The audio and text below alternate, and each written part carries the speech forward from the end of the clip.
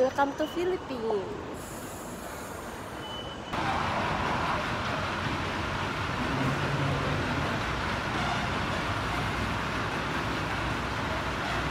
Automated na rin ang immigration natin. Look at this.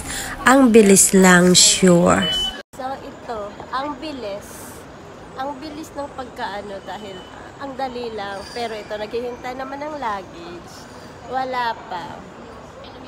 So, kaya, kunting tiis-tiis. O, diba? Kunting tiis lang. Welcome Philippines! Arrival! Ano kaya? Now, the beauty of Filipino. So, welcome back to Philippines! So, at ito na nga ang kaguluhan ng aking pamilya. Ayan, sobrang mga madada at saka kwentuhan all the way at yun, makikita nyo yung road.